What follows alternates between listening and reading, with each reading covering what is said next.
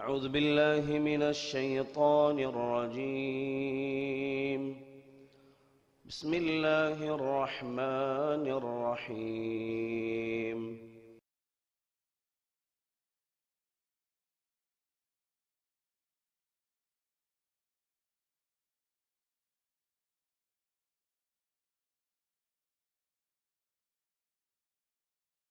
السلام عليكم ورحمة الله وبركاته. الحمد لله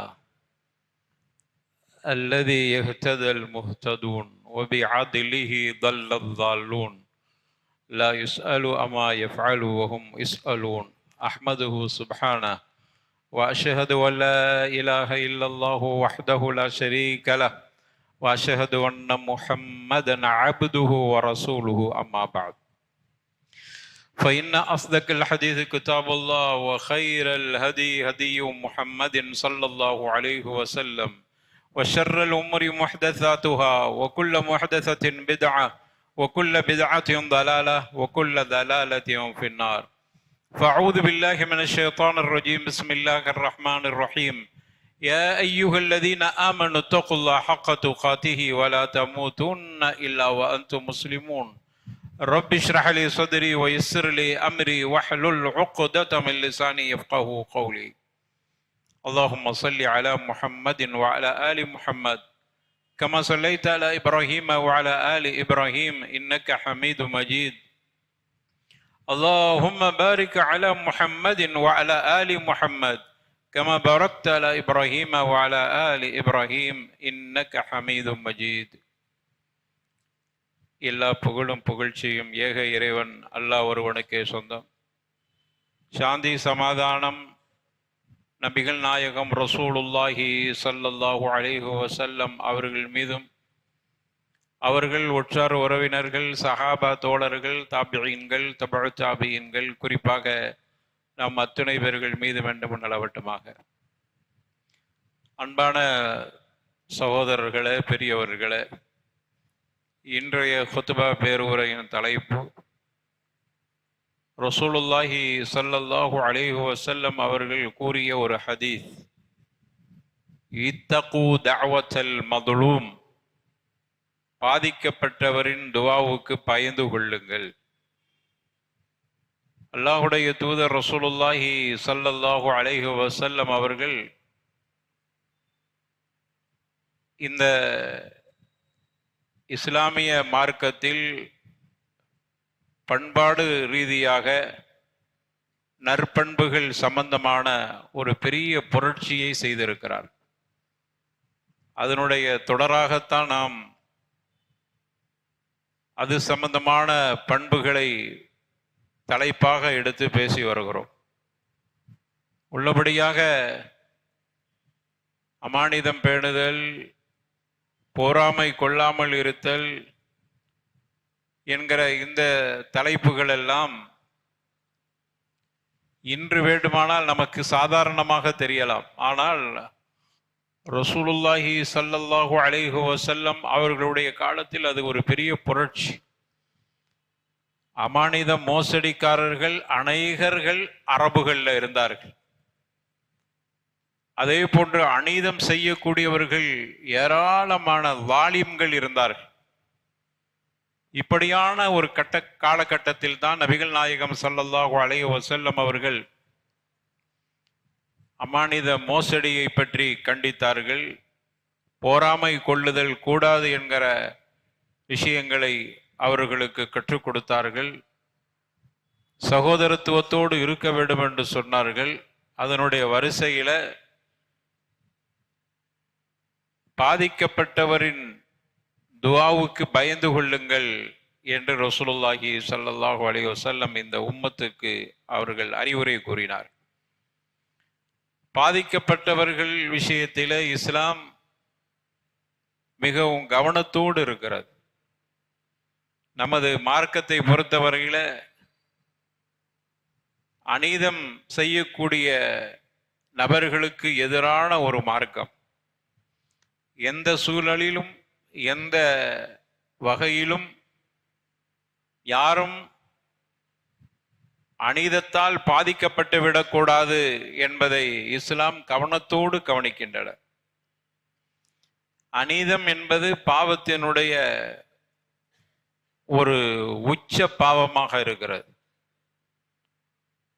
அநீதம் என்பது எல்லை கடந்த பாவம். அநீதத்துக்கு நாம் என்ன புரிந்து வைத்திருக்கிறோம் என்பதை காட்டிலும் நபிகள் நாயகம் ரசூலுல்லாஹி ஸல்லல்லாஹு அலைஹி வஸல்லம் அநீதம் என்பதற்கு என்ன வரை இலக்கணத்தை கவனத்தில் வைத்து குறிப்பிட்டார்கள் என்பதை நமக்கு அறிஞர்கள் வரை இலக்கணம் சொல்கிற பொழுது, அல்-லுல்மு வதஅ ஷை அலா கைரி மவ்திஇஹி என்று குறிப்பிட்டார்.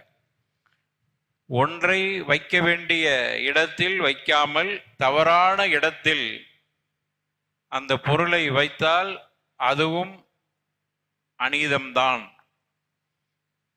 ஒரு பொருளை வைக்க வேண்டிய இடத்தில் வைக்காமல் அதை வேறு இடத்தில் மாற்று இடத்தில் வைத்தாலும் அதுவும் லுல்ம், அநீதம். ஒருவருடைய தகுதியை தாண்டி ஒருவர் பேசினால் அதுவும் அநீதம். ஏனென்றால் அவர் அதை பேசுவதற்கு தகுதி இல்லை. எனவே இப்படி யார் யாருக்கு என்ன தகுதி இருக்கிறதோ அந்த தகுதியை கடந்து ஒரு காரியத்தை செய்கிற பொழுது அது அநீதமாக இருக்கிறது. ஏனென்றால் அது தவறுதலாக முடிந்து விடுகிறது. யார் எதை செய்ய வேண்டுமோ அதை அவர் செய்ய வேண்டும். அதற்கு மாற்றமாக செய்கிற பொழுது அது லுல்ம், அநீதம். எந்த அளவுக்கு என்று சொன்னால், இந்த இடத்தில் இமாமாக நிற்கக்கூடியவர் ரஸ்மின்னு சொல்லுவாங்க. ரஸ்மி, அவர் இமாம் என்று நியமிக்கப்பட்டிருக்கிறார். அந்த இடத்தில் அவருடைய அனுமதி இல்லாமல் இன்னொருத்தர் வந்து நின்றால் அதுவும் அநீதம். வதஅ ஷை அலா கைரி மவ்திஇஹி, இது அநீதத்துக்கு பேர். இதை வச்சு நீங்க என்னென்னலாமோ இன்னைக்கு தவறுதலாக நடக்கிறது, அது அனைத்துமே அநீதம். இப்ப அநீதம் என்பதை நம்ம சரியான ஒரு புரிதலுக்கு வந்து விட வேண்டும். அப்படி வருகிற பொழுதுதான் அந்த அநீதத்துக்கு சொல்லப்படுகிற தண்டனை பற்றி நாம் தெளிவாக தெரிந்து கொள்ள முடியும். அப்போ இஸ்லாம் அநீதம் என்பதை, தகுதியை தாண்டி ஒருவர் தன்னுடைய தகுதியை மீறி ஒரு விஷயத்தில் அந்த பொறுப்பை தகுதியை எடுத்துக்கொண்டால் அது அநீதம். அல்லாஹ்வுடைய தூதர் ஸல்லல்லாஹு அலைஹி வஸல்லம் சொன்னாங்க, என்று ஒரு தகுதியற்றவனுக்கு பொறுப்புகள் வழங்கப்படுகிறதோ எதிர்பார்த்து கொள்ளுங்கள், கியாமத் நாள் பக்கத்தில் இருக்குதுன்னு. என்றால் அதுதான் அநீதம் என்று ரசூலுல்லாஹி ஸல்லல்லாஹு அலைஹி வஸல்லம் குறிப்பிட்டார். எனவே இப்படி பறந்து விரிந்த ஒரு அர்த்தம் அநீதம் என்பது. அவர்களுக்கு கிடைக்கிற தண்டனையை பற்றி இஸ்லாம் என்ன சொல்லுகிறது? அல்லாஹ் ரப்பல் ஆலமீன் தனது திருமறையில சொல்கிறான், வநாதா அஸ்ஹாபுல் ஜன்னதி அஸ்ஹாபன் நாரி அன் கத் வஜத்னா மா வஅதனா ரப்புனா ஹக்கா ஃபஹல் வஜத்தும் மா வஅத ரப்புக்கும் ஹக்கா காலு நஅம். நாளை மறுமையில சொர்க்கவாசி நரகவாசி, சொர்க்கவாசிகள் நரகவாசிகளை அழைத்து பேசுவார்களாம். வநாதா அஸ்ஹாபுல் ஜன்னா, சொர்க்கவாசிகள் அழைத்து நரகவாசிகளை பார்த்து கேட்கிறார்கள், அஸ்ஹாபன்னார் அன் கத் வஜதனா மா வஅதனா ரப்புனா, எங்களுடைய இறைவன் எங்களுக்கு வாக்களித்ததை ஹக்கன், உண்மையிலேயே நாங்கள் வஜதனா பெற்றுக்கொண்டோம். ஃபஹல் வஜத்தும் மா வஅத ரப்புக்கும் ஹக்கா, உங்களுடைய இறைவன் உங்களுக்கு வாக்களித்ததை நரகவாசிகளாகிய நீங்கள் பெற்றுக்கொண்டீர்களா என்று கேட்பார். நீங்க யாரையெல்லாமோ இறைவன் சொல்லிட்டு இருந்தீர்களே, அவர்கள் உங்களுக்கு சொன்ன சொர்க்கம் கிடைத்திருக்குதா? நரகத்தில் இருக்கிறீங்க. எனவே கேட்கிறாங்க, ஃபஹல் வஜத்தும் மா வஅத ரப்புக்கும், உங்களுடைய இறைவன் உங்களுக்கு வாக்களித்தது உங்களுக்கு கிடைத்து விட்டதா? எங்க ரப்பு வாக்களித்த சொர்க்கம் எங்களுக்கு கிடைத்து விட்டது, உங்களுக்கு எப்படி? அவர்கள் காலு நஅம், ஆமா எங்களுக்கு நரகம் கிடைத்து விட்டது, அதுதான் எங்களுக்கு எங்களுடைய ரப்பு எங்களுக்கு சொன்ன முடிவாக இருக்கிறது. இப்படி பேசிக்கிட்டு இருக்கும் பொழுது அல்லாஹ் குர்ஆன்ல சொல்றான், ஃபஅذன முஅذினுன் பைனஹும், அவர்களுக்கு மத்தியில ஒரு அழைப்பவர் வருகிறார். அல்லாஹ் ஒரு மலக்கை அனுப்பி விடுறான். அவரு இவர்களுக்கு மத்தியில, இந்த உரையாடலுக்கு மத்தியில் அவர் சத்தமா சொல்றார், அன் லஅனத்துல்லாஹி அலல் ஸாலிமீன் அப்படிங்கிறார். அநியாயக்காரர்களுக்கு சாபம், அல்லாஹ்வுடைய சாபம் இருக்கிறது என்கிற ஒத்த வார்த்தை அவர்களுக்கு அல்லாஹ்வுடைய சாபம், தண்டனை கிடைத்துவிடும். எனவே அநியாயக்காரர்களை அல்லாஹ் சும்மா விட மாட்டான். அந்த அநியாயக்காரர்களுக்கு அல்லாஹ்வுடைய சாபம், சாபம் என்று சொன்னாலே நரகம் அவர்களுக்கு அங்கு கடமையாகிவிட்டது. ஏனென்றால் வல்லாஹு லா யுஹிப்புல் ஸாலிமூன், அல்லாஹ் அநியாயக்காரனை அல்லாஹ் நேசிப்பதில்லை. அல்லாஹ்வுடைய விருப்புக்குரியவன் அநீதம் செய்யக்கூடியவன். வல்லாஹு லா யஹ்தில் கௌமல் ஸாலிமீன், அநியாயம் செய்கிற கூட்டத்திற்கு அல்லாஹ் நேர்வழி காட்ட மாட்டான். இன்னஹு லா யுஃப்லிஹுல் ஸாலிமூன், அநியாயக்காரர்களுக்கு வெற்றியே கிடைக்காது. இப்படியான வசனங்கள் நிறைய இருக்கிறது. அல்லாஹ் ரப்பல் ஆலமீன் அநியாயக்காரர்களை பார்த்து இப்படியெல்லாம் சொல்றான். சூரத்து கஹ்ஃப்ல அல்லாஹ் சொல்லி காட்டுறான், இன்னா அதத்னா லில்லாலிமீன நாரன், அநியாயக்காரர்களுக்கு நரகத்தை நாம் தயார் செய்து வைத்திருக்கிறோம். அஹாஃப பிஹும் சுராதிகுஹா, அந்த நரக நெருப்பு அவனை சூழ்ந்து கொள்ளும். சுராதிகுஹா, அதனுடைய சுவர்கள், அதுவும் அந்த நெருப்பினுடைய வெப்பம் பட்டு அந்த சுவர்களும் சுடுகிறது. வெப்பம் தாங்க முடியாமல் நரகவாசி கதறுகிறான்.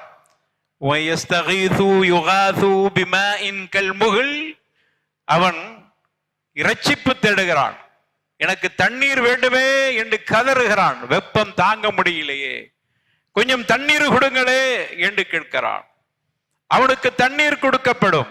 கல் முகல், அந்த தண்ணீர் இறுதியாக காய்ச்சப்பட்ட தண்ணீர், உருக்கப்பட்ட உலோகம் போன்று இருக்கிற தண்ணீர் அவனுக்கு கொடுக்கப்படும். அதை அவன் குடிப்பதற்கு முன்னால் யஷ்வில் உஜூஹ, முகத்துக்கிட்ட கொண்டு போன உடனே அவனுடைய முகமே மஷ்வியாவ போயிடும். யஷ்விங்கிறான்ல, அப்படி பொறித்தெடுத்ததை போன்று மஷ்வி மாதிரி ஆகிவிடும்.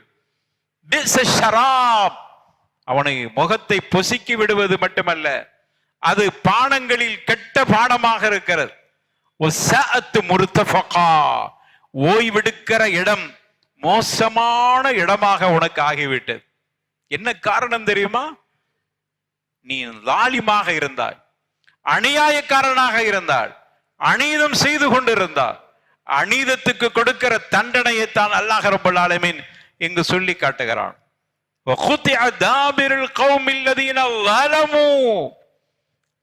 அங்கு அநீதம் செய்து கொண்டிருந்தார்களே, அவர்களை வேரோடு அகற்றி விட்டான். அதிகாரத்தில் இருந்தார்கள், அதிகாரத்தில் இருந்து முஸ்லிம்களை எல்லாம் அவர்கள் மிகப்பெரிய தொல்லை கொடுத்து கொண்டிருந்தார்.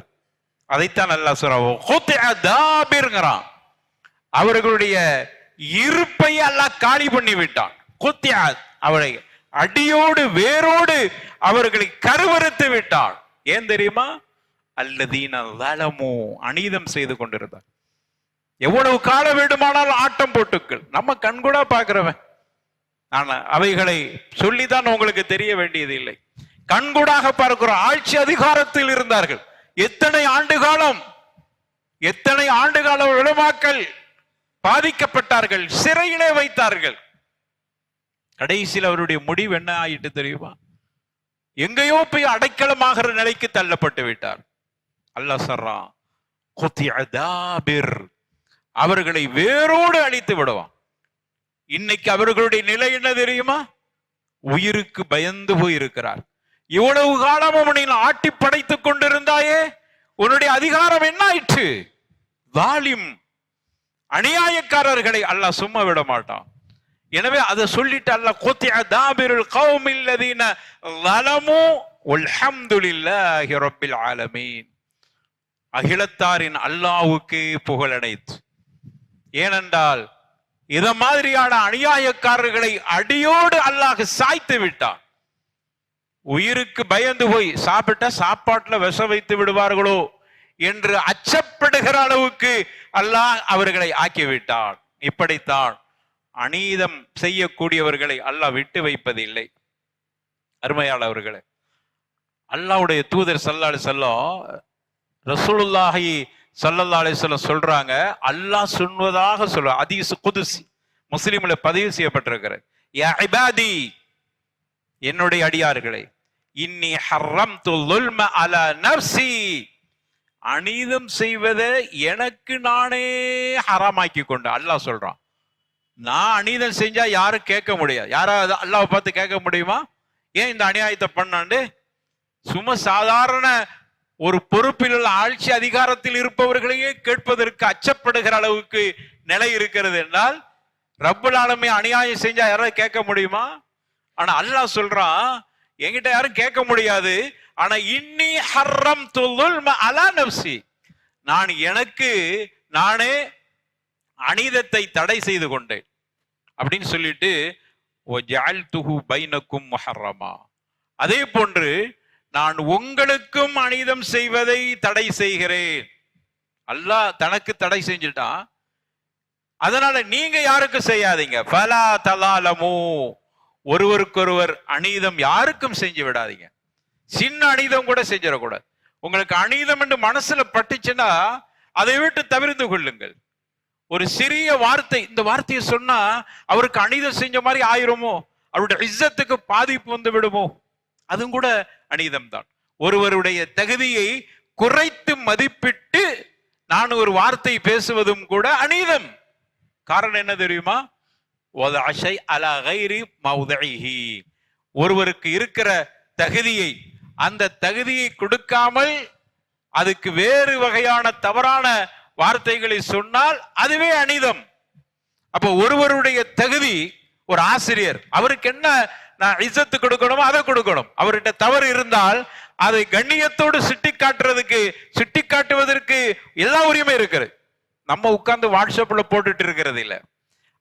அவரை பற்றி, அவருடைய கடந்த கால வரலாறுகளை பற்றி எல்லாம் எழுதுவதற்கு முன்னாடி யோசித்துக்கொள். அநீதம் நான் செய்தால் அந்த அநீதம் செய்யப்பட்டவர், பாதிக்கப்பட்டவர் கையேந்து துவா செஞ்சுட்டா முடிந்தது, அழிந்து போவாய்.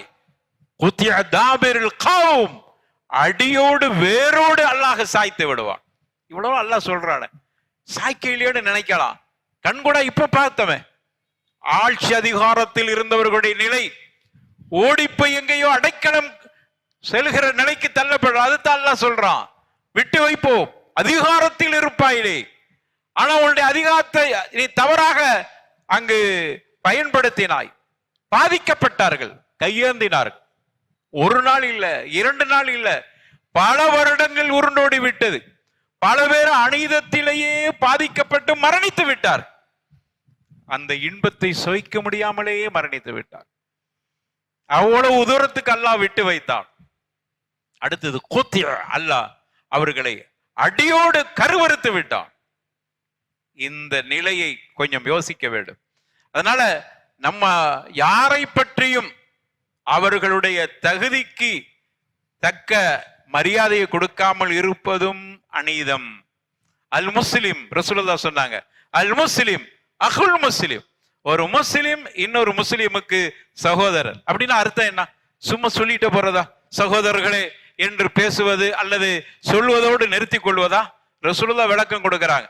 நிறைய பேர் அப்படிதான் நினைச்சிட்டு இருக்கிறோம். சகோதரர்கள் சொன்னா போதும், சகோதரர் எல்லா முஸ்லீம் சகோதரர்கள் என்று சும்மா வாய்க்கு வாய் சொல்லிட்டு இருந்தா போதும் அப்படின்னு இல்ல. அல்லாஹ்வுடைய தூதர் சொல்றாங்க, லா யظلمஹு, முஸ்லிம் ஒரு சகோதரன் என்றால் அவருக்கு இவன் அநீதம் செய்ய மாட்டான். ஒன்று. அடுத்து சொன்னாங்க, வலா யுஸ்லிமுஹு, அநீதம் செய்யறவன்ட்ட ஒப்படைக்கவும் மாட்டார். எப்படி? அநீதம் செய்ய மாட்டான், இன்னொருத்த அநியாயக்கார அவன்கிட்ட காட்டி கொடுக்க மாட்டான். எந்த அளவுக்கு ரசூலுல்லாஹி ஸல்லல்லாஹு அலைஹி வஸல்லம் இந்த உம்மத்தை இந்த உலகத்தில் அநீதத்திலிருந்து காப்பாற்றி இருக்கிறார்கள் பாருங்க. நீனும் அநீதம் செய்யக்கூடாது, போட்டு கொடுத்தல் என்று வருது பாருங்க.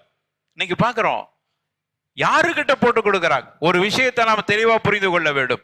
இறை மறுப்பாளர்களுக்கு நமக்கு மத்தியில என்னதான் சகோதரத்துவம் இருந்தாலும், சகோதரர்கள் என்று சொல்லிக் கொண்டாலும், குர்ஆன் சொல்லுது, நமக்கும் அவர்களுக்கு மத்தியில ஈமான் ஷிர்க் என்கிற அந்த விரோதம் இருந்துகிட்டே இருக்கு. அது அந்த விரோதம் கண்டிப்பாக இருக்க வேண்டும். அப்படி இல்லைன்னா நம்ம முஸ்லிமா இருக்க முடியாது. அவர்களை நாம் மதிக்கலாம், போகலாம், அதெல்லாம் இருக்கட்டும். அவர்கள் நம்மை மதிக்கிறார்கள், நம்ம மதிக்கிறோம். ஆனால் அவருக்கு நமக்கு மத்தியில ஒரு பகை இருந்துகிட்டே இருக்குது. அது என்ன பகை தெரியுமா? ஈமான் ஷிர்க், ஈமான் குஃபர் என்கிற பகை இருந்து கொண்டே இருக்கு. இது குர்ஆன் சொல்லுது. நபிகள் நாயகம் ரசூலுல்லாஹி ஸல்லல்லாஹு அலைஹி வஸல்லம் அந்த பகையை நீ அவர் மீது பழி தீர்ப்பதற்கு அல்ல, அந்த பகையை நீ அவரை இணைத்து அவரை இஸ்லாத்தின் பக்கம் கொண்டு வரக்கூடிய ஒரு நிலையை உருவாக்கு. அந்த பகை இருக்குதுன்னு புரிந்து கொள். ஆனால் அப்படி ஒரு நிலை இருக்கிற பொழுது இஸ்லாமிய சமூகம் மற்றவர்கள்ட்ட நம்மாலை பிடித்து கொடுக்கிறார். ரசூலுல்லாஹ் சொல்றாங்க, அல் முஸ்லிம் அகுல் முஸ்லிம், ஒரு முஸ்லிம் இன்னொரு முஸ்லிமுக்கு சகோதரன். லா யத்லிமுஹு, அவன் அநியாயம் செய்ய மாட்டான், செய்யக்கூடாது. அதே போன்று அநீதம் செய்கிறவர்கிட்ட இவனை போய் ஒப்படைத்து விடாதே. அப்படி ஒரு தவறை செய்து விட, அதுவும் அநீதம் தான், அதுவும் பாதிப்பு தான். இந்த அளவுக்கு இஸ்லாம் சொல்லுகிறது. அநீதத்தை 3 வகையாக பிரிக்கிறார். அல்லுல்ம் லா யக்ஃபிர், அல்லுல்ம் லா யத்ருக்கு, அல்லுல்ம் யக்ஃபிர்.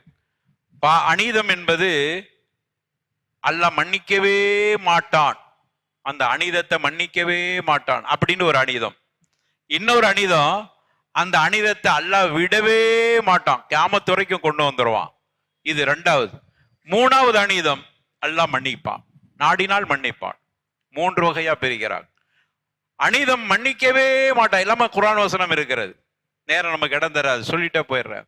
அநீதம் மன்னிக்கவே மாட்டான். அஷிர்க், ஷிர்க் என்கிற அநீதத்தை அல்லாஹ் மன்னிக்கவே மாட்டான். அவன் தௌபா செய்து இஸ்லாத்துக்கு வராத வரைக்கும் அல்லாஹ் மன்னிக்கவே மாட்டான். இது மன்னிக்க முடியாத அநீதம். இன்னொரு அநீதம், அல்லாஹ் விடவே மாட்டான், கடைசி வரைக்கும் கொண்டு வருவான். அது என்னன்னா, ஒரு மனிதன் இன்னொரு மனிதனுக்கு செய்கிற அநீதம், அவனை காயப்படுத்துறது, அவனுடைய சொத்தை அபகரிக்கிறது, அவனை அசிங்கப்படுத்துறது, இப்படி என்னெல்லாம் இருக்குதோ அந்த அநீதம். 3வது அநீதம், அல்லாஹ் விரும்பினால் மன்னிப்பான், பெரும்பகுதி மன்னிப்பான். விரும்பினால் என்பதை கூட கொஞ்சம் இன்னும் கூடுதல் உரிமை எடுத்து சொல்லலாம். பெரும்பகுதி அல்லாஹ் மன்னிச்சிருவான். அது அல்லாஹ்வுக்கு செய்யற அநீதம், அல்லாஹ் மன்னிச்சுக்கிடுவானாம். அல்லாஹ் சொன்னதை செய்யாம இருக்கிறது, அட எனக்குத்தானே செய்யல, போயிட்டு போ, உன்னை நான் மன்னிச்சிடறேன். வேற ஏதாவது நல்ல காரியம் செஞ்சிருப்பா, உன்ட ஈமான் வலிமையா இருந்திருக்கும், அதை வச்சு அல்லாஹ் மன்னிச்சிருவான். இது மன்னிக்கிற அநீதம்.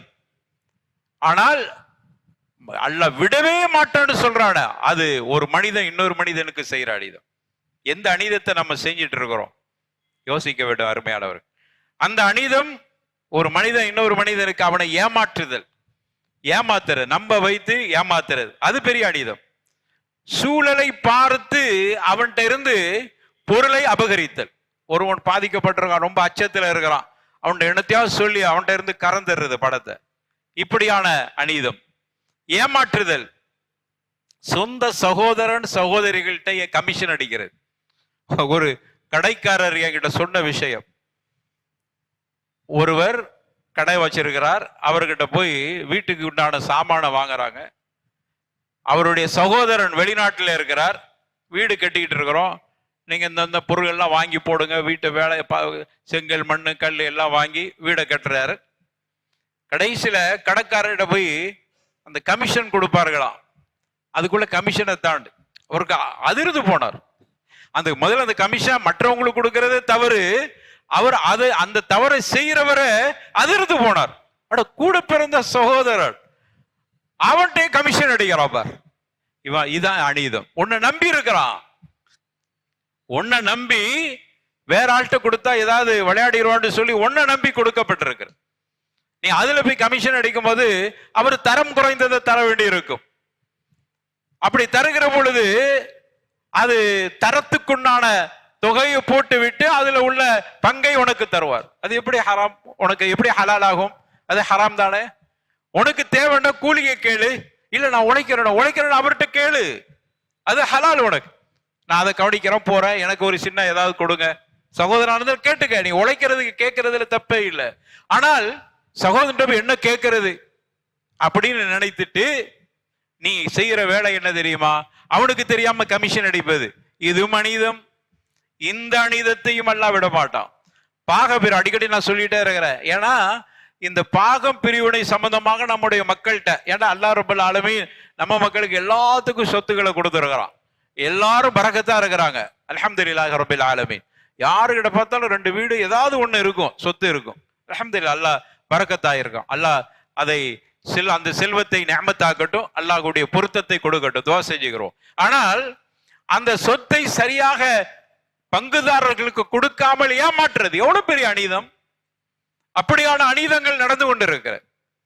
பாகத்தை பிரித்து கொடுக்காமல் ஒருவரை முழுசும் எடுத்துக் கொள்வது. நல்ல தெரியுது உனக்கு அதில் பங்கு இருப்பதை போன்று அவனுக்கு கிடைக்கும் என்றிருந்தாலும் அவனுக்கு கொடுப்பதில்லை. அல்லது உனக்கு பங்கு கிடைக்காட்டாலும் நீ எப்படியோ உள்ள நுழைந்து பங்குதாரர் ஆகிக்கொள்ளுதல்.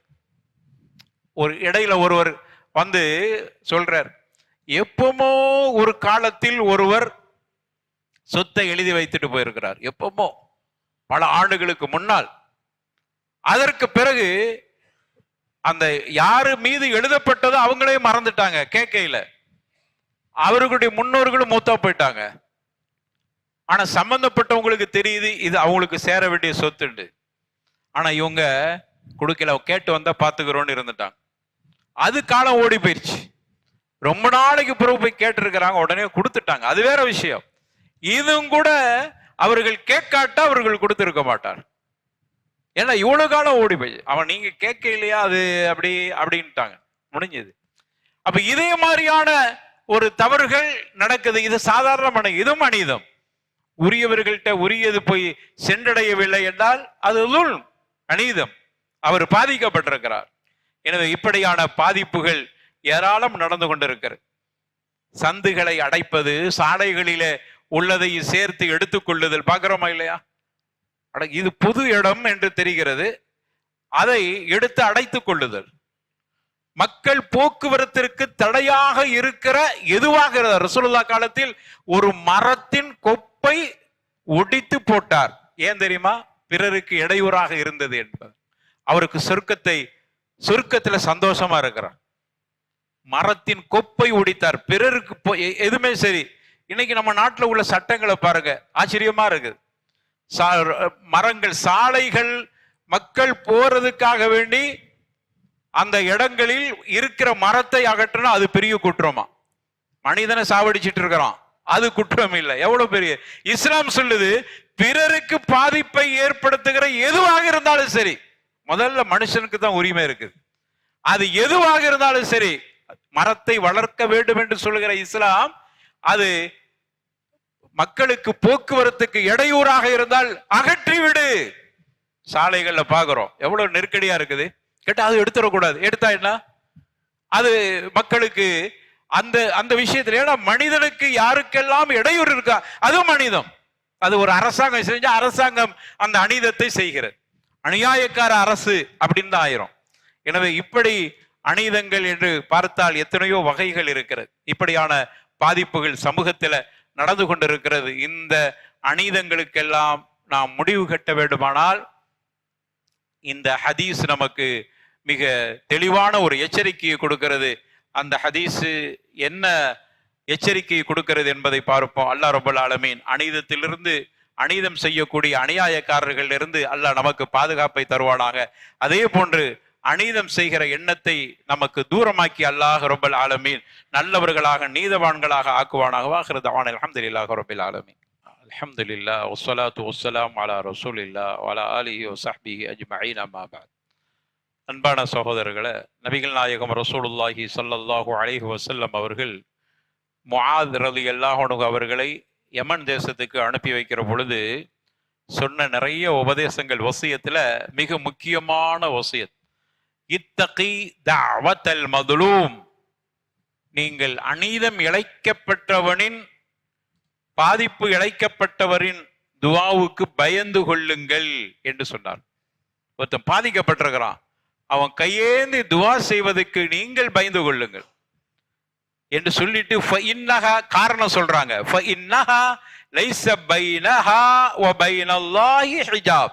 அவனுக்கும் அல்லாஹ்வுக்கு மத்தியில எந்தவித திரையும் இல்லை. பாதிக்கப்பட்டவன் கையேந்திட்டான் வைங்க, அல்லாஹ் இவன் இவ்வளவு அநீதம் செய்கிறானே அழித்து விடு, முடிஞ்சது. பைனஹுமா ஹிஜாப், ரெண்டு பேருக்கு மத்தியில எந்தவித ஹிஜாபும் இல்லை. அல்லாஹ் உடனே ஏற்றுக்கொள்கிறான். அதே போன்று இன்னொரு ஹதீஸ் ஹசன் என்கிற தரத்தில் பதிவு செய்யப்பட்டிருக்கு. இத்தகு தஅவத்தல் மظلوم وان كان كافرا فليس دونها حجاب. பாதிக்கப்பட்டவன் காஃபிராக இருந்தாலும் சரி, காஃபிரோட சொத்து தானே எடுத்துக்கிறோம் அப்படின்னு நினைக்கிறார். அவன் காஃபிர், அவன் எடுத்துக்கிறோம், காஃபிர்கிட்ட களவு எடுத்தா என்ன அப்படின்னு நினைக்கிறார். இப்படி காஃபிராக காஃபிரு அவன் பாதிக்கப்பட்டவனாயிட்டான், கையேந்திட்டு அல்லாஹ் ஏற்றுக்கொள்ள. காஃபிரோட துவாவை அல்லாஹ் அங்கீகரிக்கிறான். அல்லாஹ் பார்ப்பது அவன் காஃபிரா முஸ்லிமான் இல்ல, அந்த பாதிப்பினுடைய தரத்தை பார்க்கிறான், பாதிக்கப்பட்டவனுடைய அந்த நிலையை பார்க்கிறான். இதுதான் நீதமான ஒரு மார்க்கம். எனவே பாதிக்கப்பட்ட எத்தனையோ இடங்கள்ல பாக்குறோம், நீ அடுத்தவன் சொத்தை அபகரித்து கொண்டு எப்படி வாழ முடிகிறது? அடுத்தவன் பிறருடைய இடங்களை அபகரித்து வீட்டை கட்டி இருக்கிறாயே, எப்படி நிம்மதியாக வாழ முடிகிறது? பயம் இல்லையா? அவ்வளவு பேரும் சபிக்கிறார்களே. சாலைகளை அடைத்து அடைத்து நீங்கள் நடத்துற நிகழ்ச்சிகளை கொஞ்சம் யோசித்து பாருங்க. இதை நான் அடிக்கடி சொல்றது உண்டு. சாலைகளை அடைத்து அடைத்து நிகழ்ச்சிகள் நடத்துகிற பொழுது அதுவும் ஒரு வகையில் அந்த சாலைகளுக்கு நடுகளை மாட்டிக்கொள்ளக்கூடியவர்கள் பாதிக்கப்பட்டிருக்கிறார். வாகனம் வர முடியல, வயசானவங்க போக முடியல, ஒரு ஆம்புலன்ஸ் போக முடியல, எவ்வளவு கஷ்டப்படுறாங்க. அப்ப இது அவங்க சாப்பிட விட மாட்டார்களா? இத பேசுனா இவங்களுக்கு இதை பத்தி அவருக்கு என்ன தெரிய போகுது? எங்களுக்கு என்ன தெரியுங்கிறது இல்ல, அநீதமா இல்லையாங்கிறத மட்டும் தெரிஞ்சா போதும். அதை மட்டும் யோசித்து பாருங்க. அவர் சாபமிட்டால் நம்முடைய நிலை என்ன ஆகும்? அவருடைய ஹக்கு அது, அவருடைய வழி, அவர் நடப்பதற்கு உரிமை இருக்கிறது. எங்க சுத்திட்டு போறது? எவ்வளவு கஷ்டப்படுறாங்க. அப்ப அதுக்கு ஒரு தீர்வை நம்ம நோக்கி போகணும், அதுக்கு ஒரு தீர்வை காணணும். அதுக்கு என்ன செய்யறது? வழி இல்லையே அப்படிங்கிறதெல்லாம் சொல்லிட்டு அநீதத்தை செஞ்சுட்டே இருக்கிறதா? அநீதம் அது. அந்த அநீதத்துக்கு எதிராக பாதிக்கப்பட்ட கையேந்திட்டா முடிஞ்சு போச்சு. நம்ம நடத்துற நல்ல நிக்கா நிகழ்ச்சி, நல்ல சந்தோஷமா பிள்ளைகள் இருக்க வேண்டும் என்பதற்காக நடத்துறோம், அவர்களுக்காக பாரக்கல்லாஹ் என்று துஆ செஞ்சிடறோம். ஆனா இங்க ஒருத்தன் பாதிக்கப்பட்டுட்டு அநீதத்துக்கு எதிராக பாதிக்கப்பட்டவன் வேதுவா செய்கிறான். அப்படியானால் அது எப்படி பாரக்கல்லாஹ் ஃபீக் ஆகும்? அப்ப இந்த ஒரு நிலையை நாம் கொஞ்சம் யோசித்து பார்க்கணும். ரசூல் அல்லாஹ் சொல்றான், அம்மை யுஜீபுல் முதுத்தர்ர இதா தஆ. ஏன் பாதிக்கப்பட்டவனுடைய துஆவை அல்லாஹ் ஏத்துக்கறான் என்பதற்கு அல்லாஹ் பதில் சொல்றான். அம்மை யுஜீபுல் முதுத்தர்ர, நெருக்கடிக்கு உள்ளாக்கப்பட்டவன் என்னை பிரார்த்திக்கிற பொழுது வயக்ஷிஃபு சூஅ, அவனுடைய நெருக்கடியை போக்கி விடுகிறார். ஏன்னா அவர் பாதிக்கப்பட்டிருக்கிறார், அவர் பல வகையில் பாதிக்கப்பட்டிருக்கிறார். உள்ளத்தால் பாதிக்கப்பட்டிருக்கிறார், உணர்வால் பாதிக்கப்பட்டிருக்கிறார். உள்ளத்தால் பாதிப்பு வரக்கூடாது, உணர்ச்சிகளால் அல்லது தன்மானத்தால் அவர் பாதிக்கப்பட்டிருக்கிறார். அல்லாஹ் என்ன இவ்வளவு கேவலப்படுத்தினான், அவனை அழித்து விடு. நீ கொஞ்சம் யோசிக்கிறோம், அவனை கேவலப்படுத்தி நீ என்னத்தை சாதிக்க போகிறாய்? நீ கேவலப்படுத்தணும்னு நினைக்கிறா. அப்படியானால் கேவலப்படுத்துவதை விட அசிங்கமா அவனை பத்தி இருக்கிறதையே நீ எழுதி தொலைகிறான்னு வைத்துக் கொள்வோம். அவர் பாதிக்கப்பட்ட அல்லாட்ட கையேந்தினால் நம்ம கொஞ்சம் யோசிக்கிறோமா? எழுதி என்ன செய்ய போறா? எவ்வளவு காலத்துக்கு எழுதிட்டே இருக்க போறா? எவ்வளவு காலத்துக்கு சொல்லிட்டே இருக்க போகிறாய்? அவர் பாதிக்கப்பட்டவர் கையேந்தி அழுது அல்லாஹ்கிட்ட ஒரு சொட்டு கண்ணீர் வடித்து விட்டு கேட்டால் என்ன ஆகும்? அது நீனே முடிவு செஞ்சுக்க. அதனால யாரையும் உள்ளத்தால் கூட நோவினை செய்கிற மாதிரி வார்த்தைகளை செய்து சொல்லிவிடக்கூடாது. அநீதி இழைக்கப்பட்டவருடைய துஆவை அல்லாஹ் உடனே கபூல் செய்கிறான். அதனாலதான் சஹாபாக்கள், தாபியன்கள், தபு தாபியன்கள் பயப்படுவார். எப்படின்னா, சுஃபியானு சௌரி ரஹிமஹுல்லா அவங்க சொல்றாங்க, நான் 70 பாவங்கள், பொதுவா சொல்றாங்க, ஒரு மனிதன் 70 பாவத்தோடு அல்லாஹ்வை போய் சந்திக்கிறது கூட கொஞ்சம் லேசு நினைத்துக் கொள்கிறேன். ஆனால் ஒரு மனிதன் பிறரை பாதிப்புக்கு உள்ளாக்கி அநீதம் செய்து விட்டு அவன் அல்லாஹ் போய் சந்திக்கிறானே, அதை நினைக்கிற பொழுது என்ன தைரியம் அவனுக்கு இருக்கிற. 70 பாவத்தை செஞ்சுட்டு போனாலும் கூட அது கூட லேஸ். அல்லாஹ் என்ன செய்வான்டா, கருணையாளன், அர்ஹமர் ராஹிமீன். ஒரு நாள் போட்டு அவனை கொஞ்ச காலம் ஈமான் ஒட்டி இருக்குது, அவனை அனுப்பி விடுன்னு அனுப்பிடலாம் சொர்க்கத்து. ஆனா ஒரு பாவம் ஒருவனை பாதிப்புக்குள்ளாக்கி விட்டு அல்லாஹ் எப்படி சந்திக்க போறான்? நல்லா தெரியுது, நான் இவனை பாதிப்புக்கு உள்ளாக்கி இருக்கிறேன், அவனுடைய சொத்தை எடுத்திருக்கிறேன், அவனுக்கு அநீதம் செஞ்சிருக்கிறேன், சாலைகளை அடைத்து வீட்டை கட்டி இருக்கிறேன், அடுத்தவங்களுடைய நிலத்தை 2 அடி எடுத்திருக்கிறேன் என்று நல்லா தெரிகிறது. தெரிந்து கொண்டே அவன் அந்த தவறை செய்கிறான். அப்ப நீ யோசிக்கணுமா இல்லையா? எவ்வளவு காலம் வாழ்ந்துட போறான்? அவன் பாதிக்கப்பட்டவன் உனக்காக எதிராக துவா செய்து விட்டால் தடையே இல்லை, அல்லாஹ் உடனே கபூல் செய்து விடுகிறான். அதனாலதான் பயப்படுவாங்க சஹாபாக். ஒரு சிறிய அநீதத்தை செஞ்சுட்டு அல்லாட்ட போய் நான் எப்படி இருப்பேங்கிற பயம் இருக்கிற. கொஞ்சம் பாவத்தை செஞ்சுட்டு போனாலும் அல்லாஹ் அவனுக்கு நான் செஞ்ச பாவம், அவன் கருணையாளன், அவன் தன்னுடைய அடியானை விரும்பினா மன்னிச்சிருவான். அது தைரியத்தை ஊட்டையில அதுக்காக அதை 70 பாவம் செஞ்சு அப்படின்னு அர்த்தம் அல்ல. அது கூட பரவாயில்லை என்று சொல்லுகிற அளவுக்கு அநீதத்தை பொறுத்தவரையில நாம் அதுல ரொம்ப எச்சரிக்கையா இருக்க வேண்டும் என்பதுதான் அநீதம். ஒரே ஒரு செய்தி மட்டும் அல்லாஹ் குர்ஆன்ல சொல்றான், பாதிக்கப்பட்டவர் யாரெல்லாம் இருக்கிறோம் எல்லாருமே ஒவ்வொன்றிலையும் பாதிக்கப்பட்டிருப்போம். நீதி கொடுக்கிற அரசாங்கத்தின் மூலமாகவும் பாதிக்கப்பட்டிருப்போம். இப்படி பல இடங்களில் பாதிப்பு உள்ளாக்கப்படும். அவர்களுக்கெல்லாம் ஆறுதலான ஒரே ஒரு வசனம் அல்லாஹ் சொல்றான், வனதஉல் மவாஸீனல் கஸ்த லியௌமில் கியாமா, கியாமத் நாளையில நாம் ஒரு துல்லிபமாக நெருக்கிற அளவை அங்கு ஏற்படுத்துவோம். ஃபலா துதுலமு நஃப்ஸுன் ஷைஆ, எந்த ஆத்மாவுக்கு சிறிய அளவு கூட அநீதம் செய்யப்படாது. இன் கான மிஸ்கால ஹப்பத் மின் கர்தல், ஒரு சிறிய கடுகு அளவுக்கு உண்டான ஒரு பாதிப்பாக இருந்தாலும் சரி, அத்தைனாபிகா, அதையும் கணக்குல கொண்டு வந்துருவோங்கிறாள். அத்தைனாபிகா, அதையும் கணக்குல சிறிய அளவு நீங்க பாதிக்க உள்ளத்தால் சின்ன பாதிப்பை ஏற்படுத்தி இருப்பான் ஒருவன், உங்களுக்கு அது கஷ்டமா இருக்கும், அதை கூட நாம விட மாட்டோம். தராசுல நிற்கிற பொழுது அத்தைனாபிகா, அதையும் கணக்குல கொண்டு வந்துருவோம். கஃபாபினா ஹாசிபீன், அதை கணக்கிடுவதில் போதுமான அளவுக்கு தகுதி உடையவனாக அல்லாஹ் இருக்கிறான். இதான் நமக்கு எல்லாத்துக்கும் பாதிக்கப்பட்டவர்களுக்கு இந்த உலகத்தில் நீதி கிடைக்கலன்னு நீங்க கவலைப்படாதீர்கள். உங்களுக்கு நீதி வழங்கக்கூடியவர்களா உங்களுக்கு அநீதமான தீர்ப்பை சொன்னாலும் சரி, உலகமே திரண்டு உங்களுக்கு நீதிமன்றங்கள் எல்லாம் உலகளாவிய நீதிமன்றமே உங்களுக்கு அநீதமான தீர்ப்பு சொல்லிவிட்டாலும் அல்லாஹ் சொல்றான், கியாமத் நாளையில நீதி தவறாமல் சிறிய அளவு பாதிக்கப்பட்டாலும் கணக்கில் கொண்டு வந்து பாதிப்புக்கு உள்ளாக்கப்பட்டவர்களை பாதிப்பை செய்தவர்களை அழித்து பாதிக்கப்பட்டவர்களுக்கு உயர்ந்த அந்தஸ்தை கொடுப்பான் என்பதை ரப்புல் ஆலமீன் இந்த வசனத்தின் மூலமாக தெரிவிக்கிறான். எனவே அருமையானவர்களே, அநீதம் செய்வதிலிருந்து நம்மை பாதுகாத்துக் கொள்வோம். எழுத்தால் செய்கிற அநீதம், பார்வையால் செய்கிற அநீதம், அசைவால் செய்கிற அநீதம், பொருள்களை அபகரிப்பதால் செய்கிற அநீதம், எந்த வகையிலும் யாருக்கும் எந்த அநீதமும் செய்யாமல் அல்லாஹ்வுக்கு நெருக்கத்தை ஏற்படுத்துகிற அமல்களை செய்து இருக்கிற காலத்தில் நல்ல முறையில ஈமான்தாரிகளாக வாழ்ந்து இறைவனை ரப்பை சந்திக்கிற பாக்கியத்தை ரப்புல் ஆலமீன் நாம் அனைவர்களுக்கும் தருவானாக. வாஹிரு தஅவானா அனில் ஹம்துலில்லாஹி ரப்பில் ஆலமீன். வலதிக்ருல்லாஹி அக்பர். வல்லாஹு யஅலமு மா